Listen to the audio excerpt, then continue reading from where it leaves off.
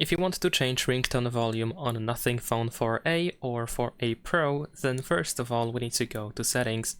Over here in settings we should be able to go to the sound and vibration settings.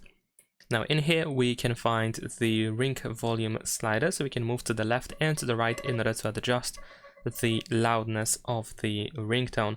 And that is pretty much it.